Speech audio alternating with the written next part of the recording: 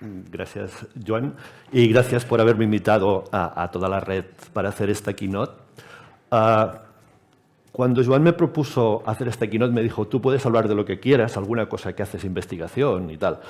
Y yo creo que tardé 10 segundos en decidir que sería inferencia causal. Y os voy a explicar por qué. Yo hace muchos años que estoy en el mundo de la inteligencia artificial y empecé en el 86 analizando imágenes con el primer ordenador que había en España que era capaz de cargar una imagen en memoria. Y por lo tanto hacíamos análisis de datos en la prehistoria. Y yo creo que durante todos estos años ha habido dos momentos de emoción, de excitación, o al menos en mi caso. Uno fue en el 2013, cuando una doctoranda vuelve de Berkeley de hacer una estancia y me dice, oye, en Berkeley están trabajando con una nueva tecnología que se llama Deep Learning y que parece que tiene muy buena pinta. Y nos pusimos a trabajar y al cabo de pocos meses teníamos el primer sistema de Deep Learning que existía en España, y era una cosa absolutamente pedestre y limitada, pero éramos conscientes que en ese momento empezaba algo distinto, ¿no? Habíamos hecho mucho Machine Learning utilizando otro tipo de tecnologías, pero era algo que era distinto. El otro momento es hace 4 años, cuando empiezo a leer cosas de aprendizaje causal, o en esa época no, de causalidad. ¿Por qué? Porque básicamente vuelves a tener la misma sensación. Es el principio de algo que es distinto, que no se puede ver como un paso incremental respecto a lo que estábamos haciendo. Y entonces hoy intentaré explicaros el por qué y cómo lo veo y por qué creo que esto tiene esta importancia, aunque no estemos aún ante una tecnología habilitadora basada en el dato, porque el nivel de madurez de la causalidad no es suficiente aún. Pero empezaremos por dos conceptos, o por un concepto, la diferencia entre lo que se llama una distribución observacional y una distribución intervencional. Esto es muy teórico quiero decir de ideas, no de fórmulas, pero es muy importante, creo que es el concepto básico que tenemos que entender si queremos entrar en lo que es la causalidad. Entonces, planteémonos este problema. ¿Podemos predecir lo que vemos por la noche en el cielo cada noche? Es decir, ¿podemos predecir dónde estarán los planetas mañana, dónde estarán las estrellas mañana, etcétera? Pues con la cultura actual científico-tecnológica podríamos decir esto es un problema de predicción. Por lo tanto, lo único que tengo que hacer yo es adquirir datos. Nosotros diríamos muchos datos, los griegos no lo veían así, los griegos resolvieron el problema con muchos menos datos, pero con datos. Y después crearemos un modelo. Los griegos resolvieron este problema creando un modelo matemático mental, nosotros lo haríamos con herramientas de Machine Learning y a partir de aquí seguramente podríamos predecir cuál es la posición, centrémonos en los planetas, ¿no? De los planetas mañana por la noche, dentro de 1 año y dentro de 6 años. El primero que lo hizo fue Ptolomeo, en el año 100 a.C., en Alejandría, y él dibujó, este es su modelo. Un modelo muy interesante, no lo veis desde ahí, pero la Tierra está en el centro, y las órbitas, aunque aquí no lo parezca, son circulares. O sea, es un modelo geocéntrico, hoy sabemos que esto no es correcto, ¿no? Y las órbitas son circulares. ¿Y cómo lo podemos evaluar desde un punto de vista predictivo? Muy bueno. Realmente, el modelo tolemaico, desde el punto de vista predictivo, ver dónde estará Marte dentro de 6 meses, más o menos funciona. Con muy pocos datos, pero un buen modelo. Más tarde, ya Copérnico, muchos más años, 1500 años más tarde, y Copérnico hace una pequeña modificación a este modelo. Y él dice, no, vamos a poner el Sol en el centro. Y también nos van a quedar unas órbitas circulares y Copérnico lo justifica desde un punto de vista que también utilizamos en ciencia, que es la simplicidad del modelo. Este modelo es mejor que el anterior simplemente porque es más simple y desde un punto de vista predictivo funciona. Con lo cual es mejor que nos quedemos con este modelo que con el anterior. El mensaje es, ambos modelos tienen un poder predictivo alto, pero ambos modelos son falsos. Cuando he dicho que quiero explicar la diferencia entre observaciones e intervenciones, quiero decir explicar este concepto de falso. Vamos a pensar en el siguiente experimento mental. Llega una civilización alienígena, inmediatamente destruye en un milisegundo Marte, Marte desaparece de la ecuación, desaparece de estos modelos. ¿Y qué pasa con los modelos de Copérnico y Ptolomeo? ¿Pueden predecir a partir de ese momento qué va a pasar, dónde van a estar esos planetas dentro de 6 meses? Absolutamente no. ¿Por qué? Porque lo que ha pasado aquí no es que el mundo ha continuado generando datos de forma automática, sin ser sometido a ningún tipo de catástrofe, etcétera, sino que se ha intervenido sobre el mundo, al menos sobre esa parte del mundo. Hay lo que se llama una intervención. Una intervención es cambiar una característica del mundo en un momento dado porque sí. ¿De acuerdo? Y estos modelos que hemos visto no son resistentes a las intervenciones. Son observacionales.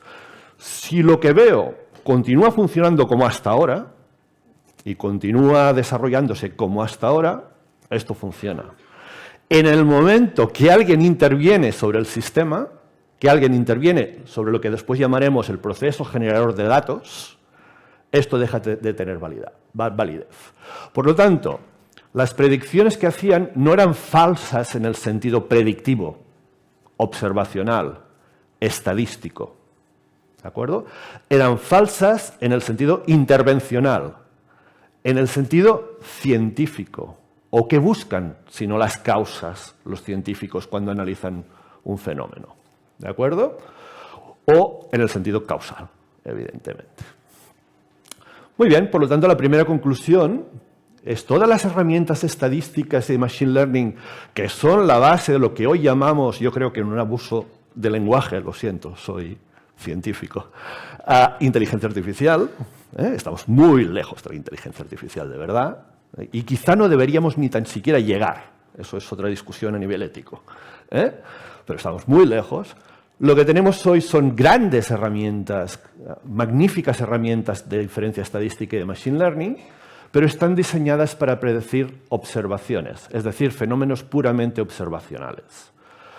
Si las aplicamos a fenómenos puramente observacionales, no hay ninguna crítica. ¿De acuerdo? Eso está bien, pero tenemos que ser conscientes de que estas técnicas se dirigen a esto. ¿Y en qué se basan? En analizar datos y descubrir asociaciones interesantes desde el punto de vista predictivo en los datos.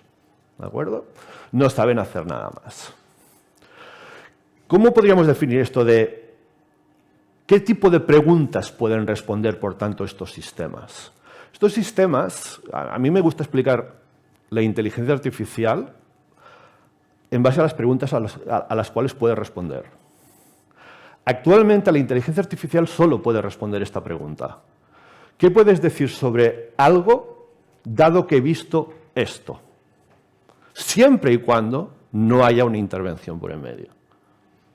No puede hacer nada más. En el fondo, esto lo veis claro, es la distribución condicional de una variable respecto a otra. ¿Qué es la inferencia estadística? Métodos hiper sofisticados de responder a esta pregunta. ¿De acuerdo? Pero ninguna otra pregunta. Esto es un ejemplo que está en un libro famoso, no es muy... pero da la idea. Si yo escojo aleatoriamente a una persona de una población y encuentro que tiene, y veo que tiene un Tesla, voy a encontrar que las personas que tienen Tesla están relacionadas o tienen una cierta relación con el hecho de tener un título universitario. Es decir, hay más personas con Tesla con título universitario que sin título universitario. Esto quiere decir que Tesla y universidad, o haber estudiado un título universitario, de alguna manera están relacionadas. Por lo tanto, saber que alguien tiene un título universitario incrementa la probabilidad de que tenga un Tesla. Y al revés. y al revés. Y esto es muy importante. Cualquier conocimiento de este estilo funciona en las dos direcciones, siempre. Pero nosotros sabemos, y esto está en todos los libros, pero es una de las cosas más mal explicadas de la historia universal, eso de, no, pero sabemos que correlación no es causalidad. Sí, claro, continúo explicándolo. Problema, hasta ahora no teníamos lenguaje para explicar eso. Solo nos dábamos cuenta de que había alguna cosa que no funcionaba. Es evidente que hay una correlación entre los metros cúbicos de helados que consumimos y al número de muertes por ahogamiento en la playa. ¿De acuerdo? Es evidente, lo tenéis aquí. Correlación. Pero si lo veamos desde un punto de vista causal, y aquí vemos una representación causal, que es mediante un grafo y unas flechas que tienen una dirección, no, lo que vemos es que esta correlación se da porque hay un tercer factor, que es el tiempo atmosférico, que hace que las dos cosas suban y bajan de forma coordinada, aunque entre ellas no tienen ningún tipo de relación causal. ¿De acuerdo? Esto es importante ¿por qué? Porque lo contrario no es verdad. Es decir, estas flechas no tienen traducción en el sentido contrario, a diferencia de la correlación. Muy bien, por lo tanto, primera conclusión, los modelos de Machine Learning actuales son muy buenos descubriendo y usando estructuras asociativas y las encuentran en muchos sitios, las encuentran en la X, en el input.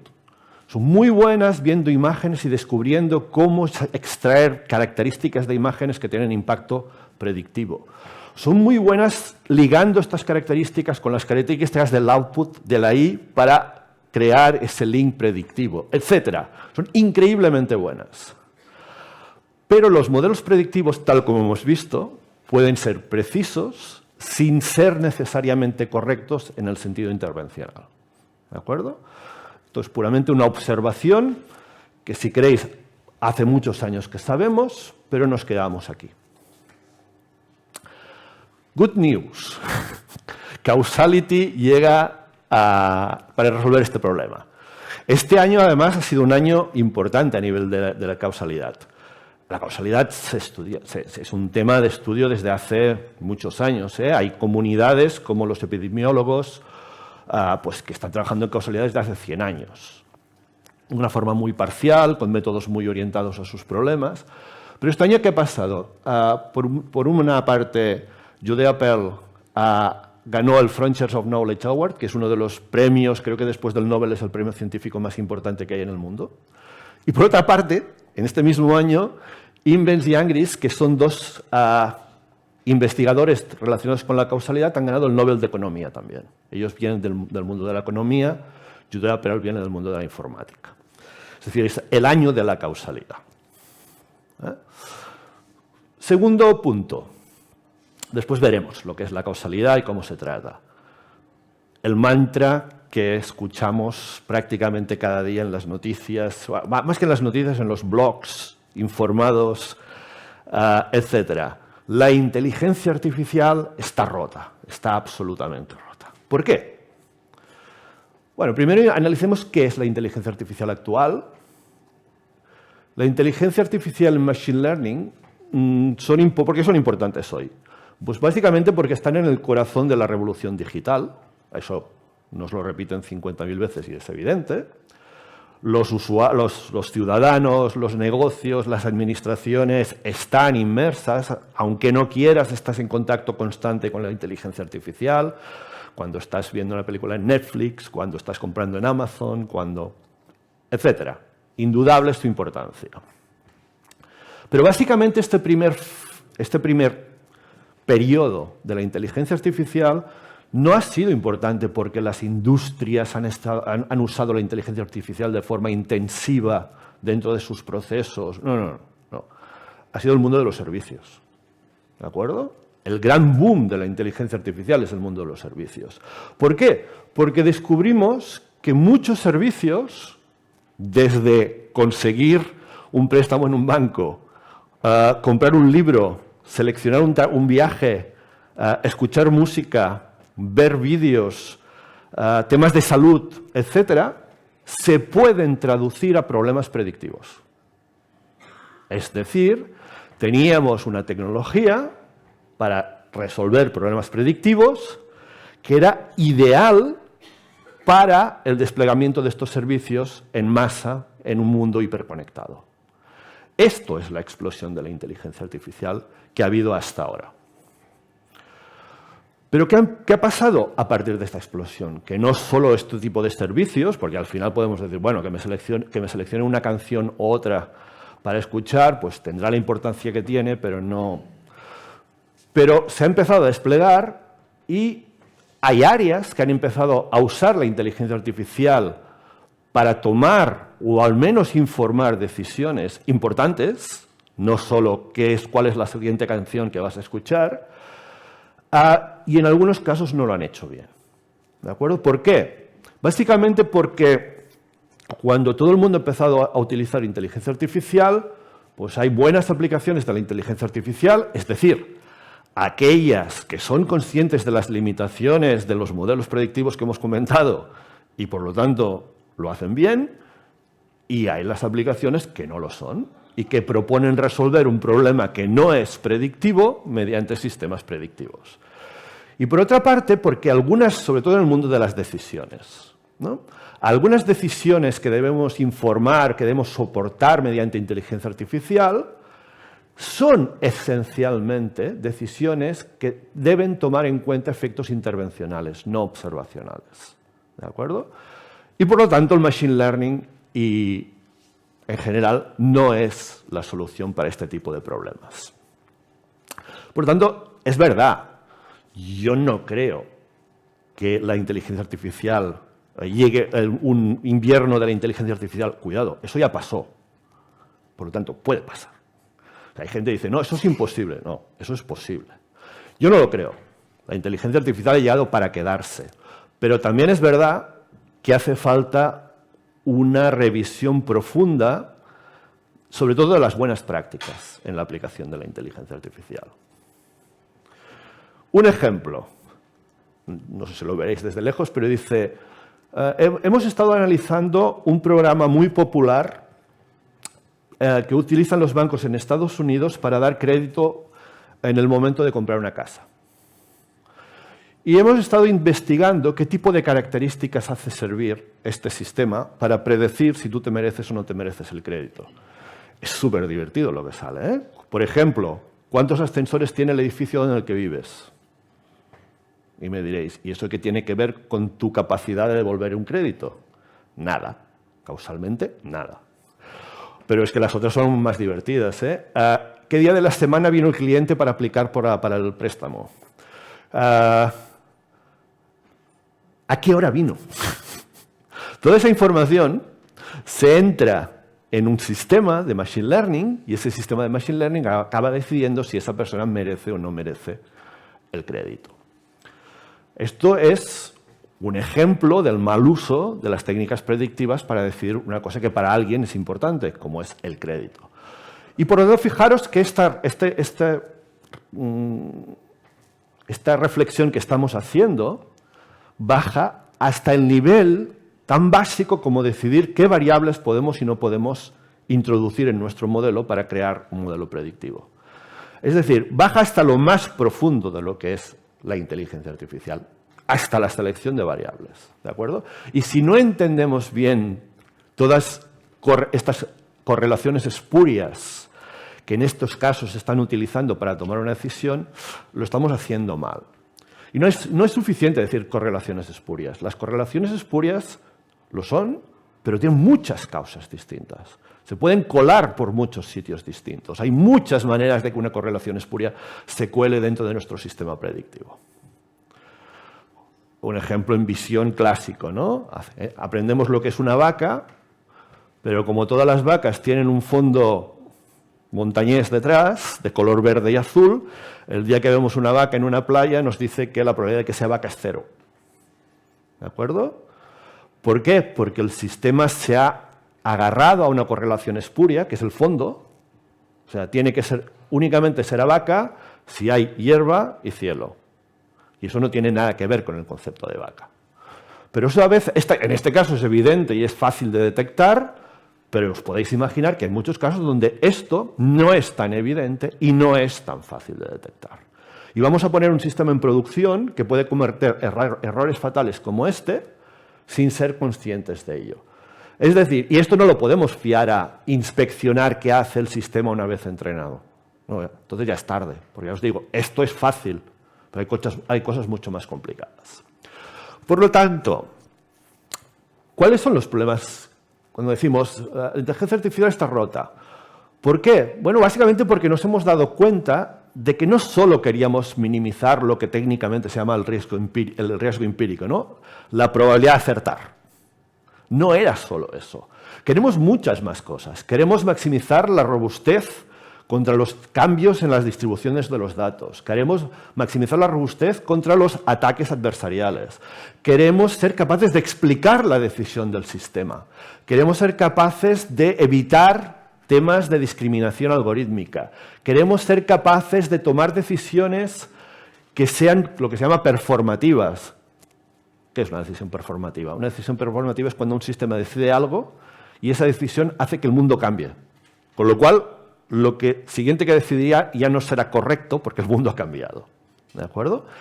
Claro, queremos todo eso. Eso es aplicar inteligencia artificial en el mundo real y no en el laboratorio. Y la verdad es que todas estas cosas que veis en rojo implican un pensamiento causal, un análisis causal. No hay forma de resolver estos problemas, y ahora sé que me voy a poner contra... No se puede hacer explainability sin causalidad, ¿vale? Aunque mucha gente diga que sí, no, al menos es lo que yo creo. No se puede hacer explainability sin causalidad. No se puede hacer explainability, o no se puede evitar la discriminación, al menos desde un punto de vista preciso, sin hablar de discriminación directa e indirecta. La discriminación directa e indirecta son conceptos que vienen de la causalidad, etcétera, etcétera, etcétera, etcétera. Por lo tanto, resulta que en la actualidad, si hacemos la lista de la desiderata para un sistema de inteligencia artificial en el mundo real, la inmensa mayoría de problemas candentes, no, el único que no es cómo de bien lo hago, cómo de bien predigo, son temas relacionados con la causalidad. ¿Cómo es el desarrollo actual de un sistema de inteligencia artificial en la empresa? Básicamente sería este. De forma concurrente, alguien pone una pregunta, o alguien pone una necesidad, y alguien dice, pues tenemos unos datos que pueden servir para eso, de forma concurrente. Se desarrolla un modelo y se hace el deployment, se aplica, y después se resuelven los problemas si los hay. ¿Vale? ¿Cuál debería ser el cambio de paradigma? Pasar a esto. En el cual la parte que hemos visto es la parte azul pequeñita del medio. ¿Cuál es la visión que deberíamos tener cuando aplicamos un sistema de inteligencia artificial en el tiempo real? No tengo tiempo para pararme, pero simplemente para dar un... Primero existe una cosa que mucha gente desconoce, que es la inteligencia artificial no empieza en el mundo real. Empieza en el mundo mental que creemos que debería existir y que podría existir. Un mundo libre de discriminación, de malas prácticas. Este mundo, lo tenemos aquí, no está en el mundo real, pero forma parte de este proceso. ¿Por qué? Porque sin entender este mundo, no vamos a entender lo que es la discriminación. ¿Vale? Sesgo. No, sesgo no es discriminación. Hay sesgo con discriminación, sesgo sin discriminación, sesgos con distintos tipos de discriminación.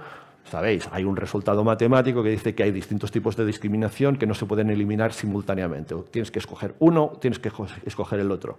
¿Cómo se entiende eso? Con causalidad. ¿Vale? Es decir, partamos de este mundo, el mundo que nos gustaría y que además es posible. No un mundo imposible, pero que no es el que tenemos. Después está el mundo que tenemos, que es el que genera los datos. En este mundo hay sexismo, racismo, etc. De este mundo escogemos una muestra de datos, no todos los datos que nos interesan, son unos pocos. De esos pocos datos o casos, los representamos con características que no representan la realidad de esos casos, sino una visión cubista de esos casos en el mundo real. Ahí llegamos al machine learning, las bases de datos y el modelo. Y después hacemos el deployment y la predicción en el mundo real. Y ahí es cuando vienen las consecuencias de lo que hacemos. Bueno, la inteligencia artificial se tiene que recomponer en base a este esquema, o parecido, porque si no, no somos capaces de entender lo que estamos haciendo. Vamos por el causal thinking a ver qué es. La inferencia causal, a diferencia del machine learning, que quiere predecir mi opinión sobre una variable y después de haber visto la variable x, quiere predecir qué le va a pasar a la variable y si yo intervengo en la variable x. Soy el alien que destruye Marte. Por lo tanto, nos va a obligar a construir un modelo de planetas que sea capaz de gestionar este tipo de intervenciones, porque son cosas que pueden pasar. Y, por lo tanto, requiere de una cosa que es muy complicada, que es representar la estructura del mundo, en términos de causas y efectos. Y después mezclar los datos. No es una tecnología independiente de los datos. No, no, de ninguna manera. Es una tecnología habilitadora de los datos. Pero hay una parte que no tiene nada que ver con datos, que es esta parte de modelizar la estructura del mundo.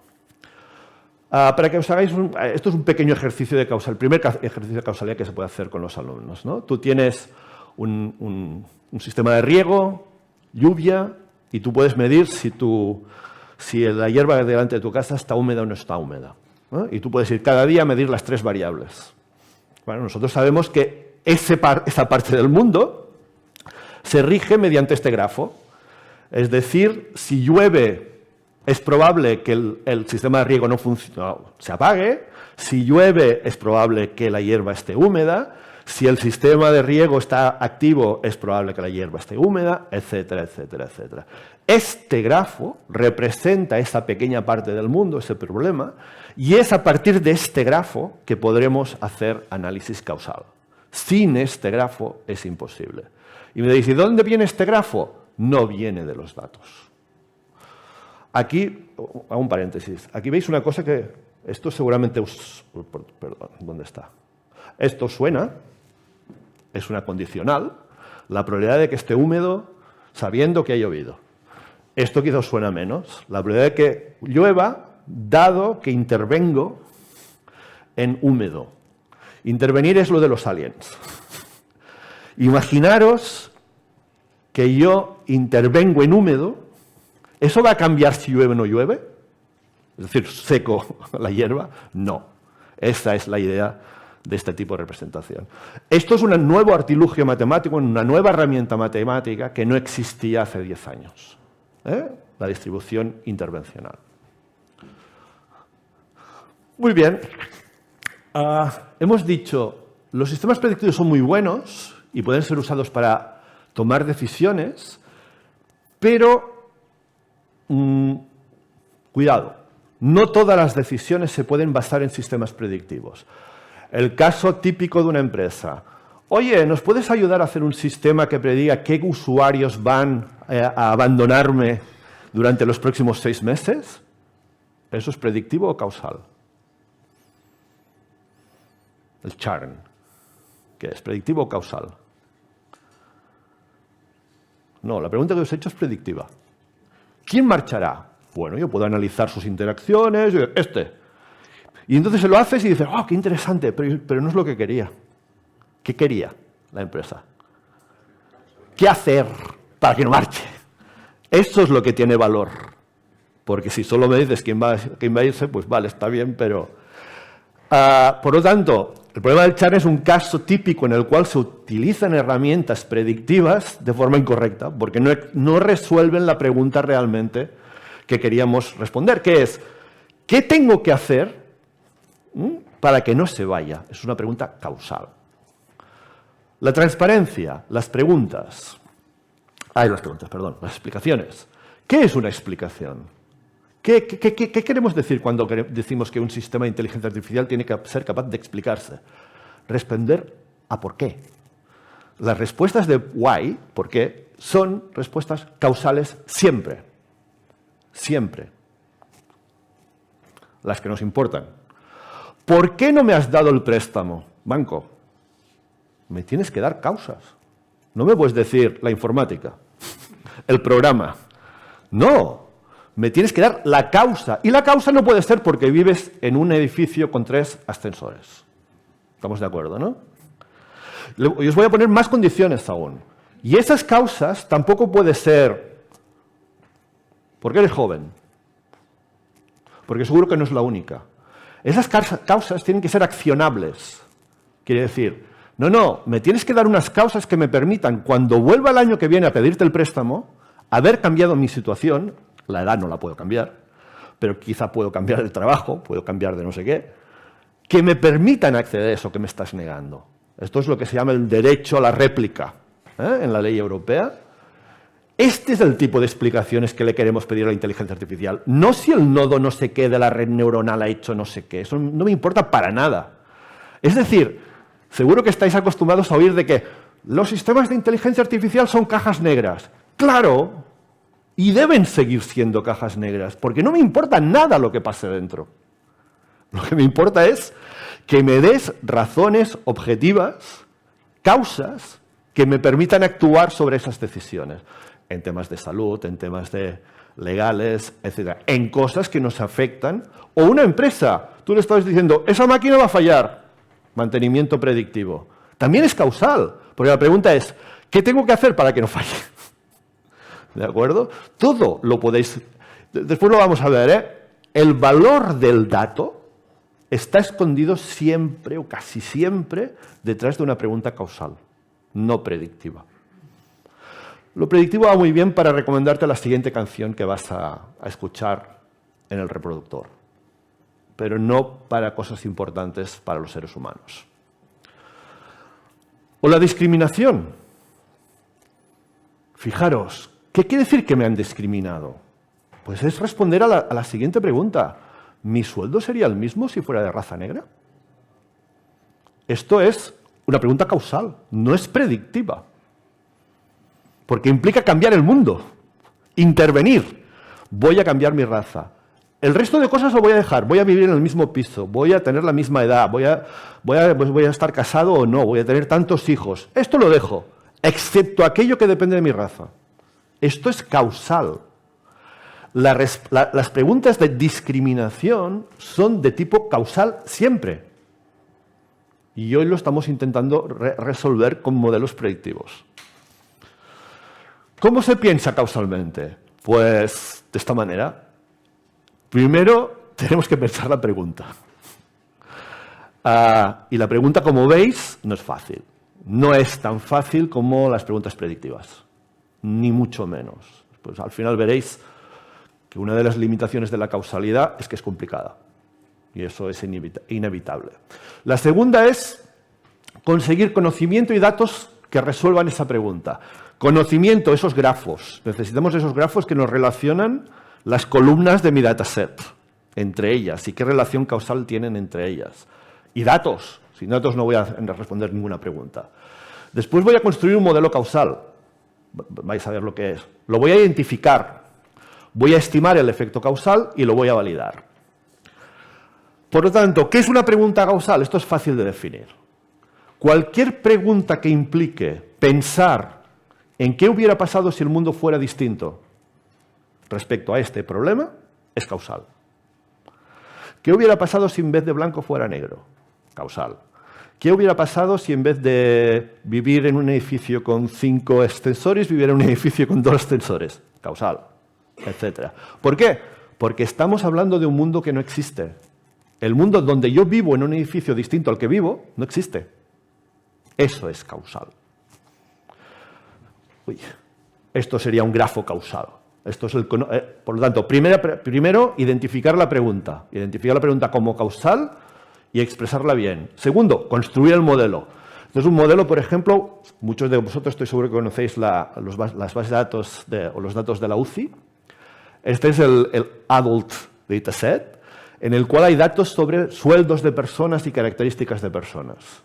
Si yo quiero ver si ahí hay discriminación, mi primer paso es montar este grafo causal, en el cual lo que estoy diciendo es muy simple. El salario depende de mi edad. Seguramente, si eres mayor, tienes un acceso a unos sueldos más interesantes. Depende de mi empleo, evidentemente, depende de mi educación, pero seguramente también depende de mi género.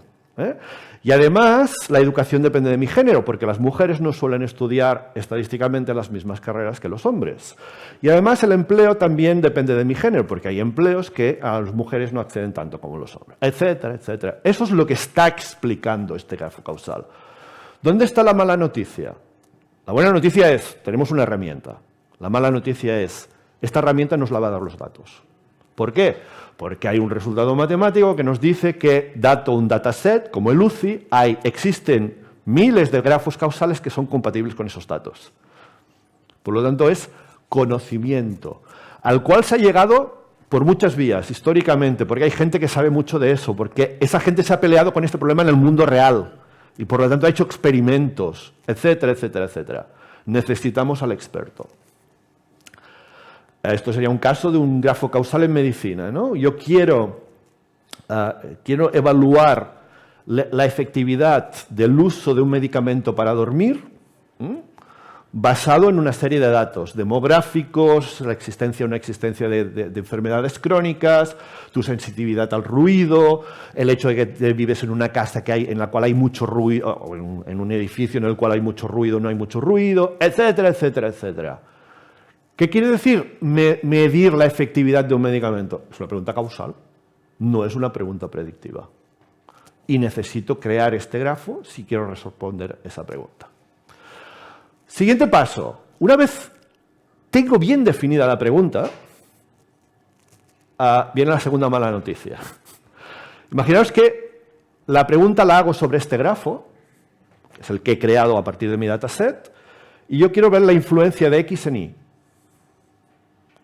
Pues la mala noticia es, habrá veces que esto será imposible. Esa pregunta causal no se puede responder, al menos con estos datos. Si me empiezas a recolectar más datos y a cambiar el grafo, es posible que sí, pero con estos datos no. La parte buena es que desde hace pocos años tenemos algoritmos que automatizan absolutamente este paso, la identificación del problema.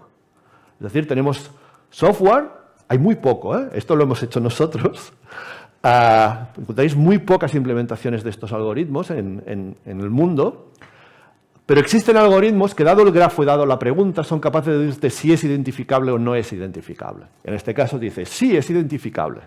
Se puede resolver la pregunta que me estás dando. Y además estos algoritmos, que fueron diseñados por Perl, pero los escribió matemáticamente, no llegó a implementarlos nunca, y son muy complicados, además te dan una fórmula. Te dicen, sí, esta pregunta se puede responder si eres capaz de calcularme esta fórmula. Y si pudierais ver la fórmula, os daríais cuenta de que esta fórmula es predictiva. Solo usa distribuciones condicionales. Big surprise.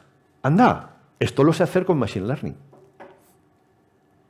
¿Sí? Esta fórmula se resuelve con Machine Learning. Pero hasta esta fórmula no. Es decir, ¿qué hace el Machine Learning? Estimar distribuciones condicionales de forma muy buena y muy hábil. He convertido el problema de causalidad en un problema que es expresable mediante distribuciones condicionales. Ahí entra la conexión causalidad-Machine Learning. Hay uno de los pasos de la causalidad, que es resolver esta fórmula, en la cual puedo utilizar todo lo que sabemos, el arsenal de herramientas que tenemos de Machine Learning. No antes. Después, una vez he resuelto esta fórmula, ¿cómo la resuelvo? Con datos, evidentemente, con datos. Entonces ya puedo estimar lo que se llama el efecto causal. Por lo tanto, Machine Learning nos da un framework sistemático para aprender el efecto causal o para estimar el efecto causal utilizando datos a partir de esta fórmula. Lo hace con unas mínimas asunciones matemáticas y además el Machine Learning que tenemos hoy en día nos permite hacer esto incluso cuando estas variables, X, Z, Y, son variables multidimensionales, no variables como las que trabajaba normalmente Perl, en donde cada variable era un numerito, ¿no? o binario, que era un caso muy simple. Perl tampoco hizo este salto al mundo de las variables de muchas dimensiones o de varias dimensiones. Muy bien, y ya estamos llegando al final. ¿Existe el TensorFlow de la inferencia causal? ¿Esto por qué es importante? Es importante porque también creo que no se reconoce lo suficiente que la explosión de la inteligencia artificial en el mundo no se reconoce porque ni los gobiernos lo subvencionan, ni las universidades lo valoran. Es decir, ha sido posible gracias al open source. Es decir, TensorFlow es open source, PyTorch es open source, Scikit-learn es open source. Sin eso, no podríamos tener la explosión de inteligencia artificial en el mundo.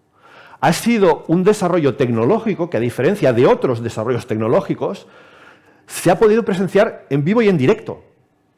Y puedes ir al historial en GitHub de todos estos sistemas y ver dónde empezaron y dónde están y qué cambios ha habido. Es decir, cualquier empresa puede disfrutar de las mismas herramientas que disfruta Google, Amazon o Meta. Cualquier empresa. Eso se llama la democratización del software, ¿no? ¿Existe el TensorFlow, por lo tanto, de causal inference? La respuesta es no. ¿Por qué? Porque aún está muy fragmentado, falta unificar. Hay un primer intento, que es lo que se llama el Causal AI Suite, que lo está liderando Microsoft con la ayuda de Amazon, de empezar a construir este TensorFlow de la inferencia causal, pero realmente está en un periodo muy inicial. Yo diría en el mismo periodo en el cual yo en el 2013 empecé a trabajar en Deep Learning, con un sistema muy pedestre que hace falta mejorar, que hace falta pulir, etc. Lo que sí que es una realidad es que todas estas empresas tienen un equipo de causal inference dentro de su departamento de Data Science. Microsoft, yo diría que Microsoft y IBM son los que estarían liderando esto, y Amazon también. Microsoft puede tener unas 40 personas trabajando intensamente en temas de desarrollo de software para inferencia causal, pero evidentemente Google, Oracle, Meta, Netflix, Uber, todo Spotify, toda esta gente, Airbnb, tiene gente trabajando en inferencia causal en sus equipos de ciencia de datos. Por lo tanto, esto, un momento u otro, va a eclosionar. Y llegamos a las conclusiones. Bueno, ¿por qué es importante la inferencia causal?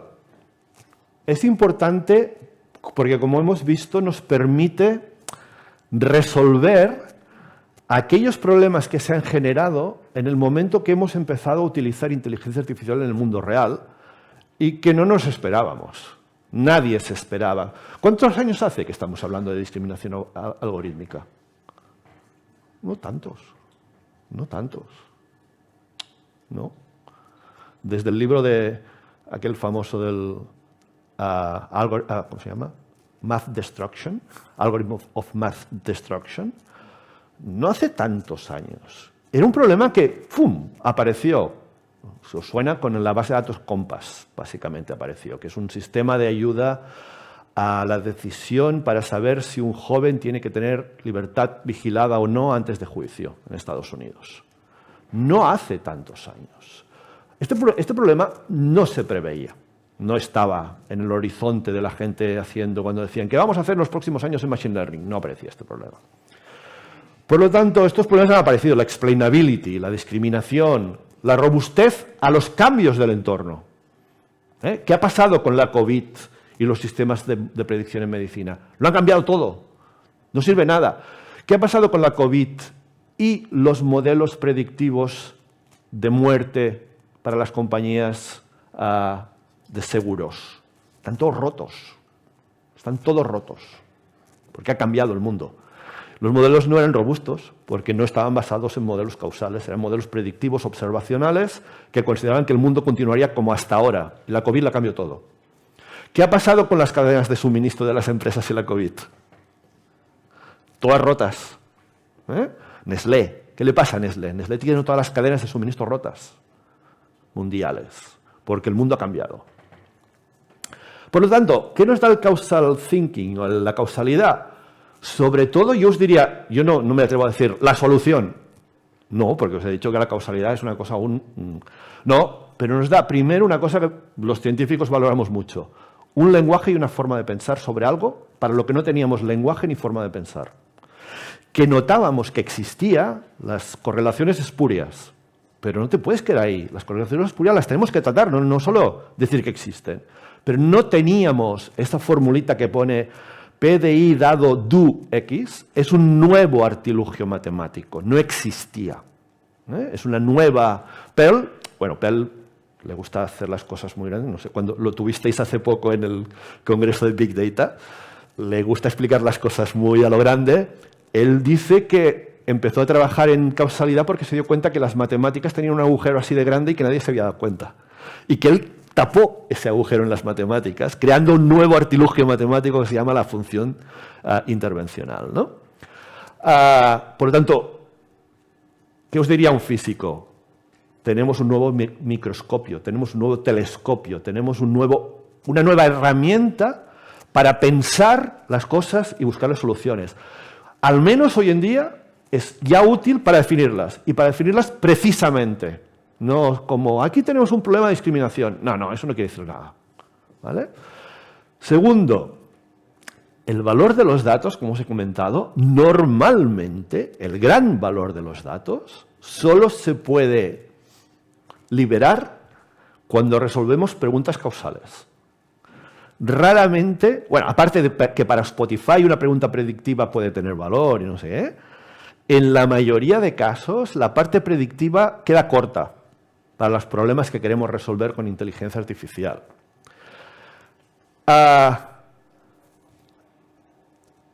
Limitaciones. Hay veces que no vamos a poder resolver el problema. ¿Por qué? Porque aún tratamos, y en eso seréis sensibles, supongo, los datos como, bueno, es aquello que queda después de hacer algo. No, si queremos resolver problemas causales, tenemos que pensar los datos desde el principio. Habrá datos que no nos servirán para hacer nada en el día a día, pero que son útiles y básicos para resolver una pregunta causal. Por lo tanto, vamos a tener que planificar. Esos modelos que hemos visto se deben pensar desde el principio, y esos datos se deben almacenar, se deben curar, se deben validar, se deben... Y en la actualidad lo que nos está pasando es que cuando te viene una empresa y te dice vamos a tratar el problema de churn desde el punto de vista causal, es que no me has guardado las cosas necesarias para hacerlo. Has despreciado los datos que eran necesarios.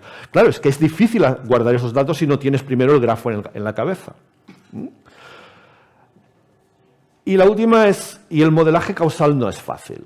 A ver, no es fácil. Si lo comparamos al machine learning, es un grado de complejidad más alto, y eso quiere decir varias cosas. Primero, el conocimiento causal no está unificado a nivel científico, hay varias escuelas, el potential outcomes, lo de los economistas, el modelo de Pell, hay otros modelos alternativos, no hay la gran unificación, digamos, que todos nos entendamos, eso no existe. Segundo, no se enseña en las universidades, y eso es un problema. O sea, la inteligencia artificial también ha podido explotar el día que la gente que salía de la universidad salía mínimamente formada en este tipo de tecnologías. Y eso no está pasando en la actualidad. Y por lo tanto, la complejidad... Y no existe el TensorFlow, si queréis, al final, ¿no? Por lo tanto, la unión de la complejidad, la falta de gente formada, la falta de estandarización de este tipo de tecnologías, etcétera, la falta de un TensorFlow que nos permita a todos trabajar y compartir, intercambiar, medir, etcétera, de una forma unificada, pues hace que en estos momentos pues eso, la inferencia causal esté en un estadio que es inicial. Pero bueno, tenemos que confiar que en los próximos años, y por eso os he explicado esto, yo creo tener la sensación de que estamos presenciando el principio de otra gran cosa en el mundo de la inteligencia artificial, el next big step. Si ¿eso nos llevará a solucionarlo todo? No, seguro que no, ¿eh? O sea, después nos daremos cuenta que la causalidad llega hasta aquí y que nos faltará hacer no sé qué, porque estamos muy lejos de la inteligencia artificial. Pero yo creo que la causalidad es la forma correcta de atacar una serie de problemas que hemos visto, que son los problemas que realmente en estos momentos están generando un cierto revuelo a nivel mediático y a nivel científico de que la inteligencia artificial está rota al menos en ciertas aplicaciones. Muchas gracias.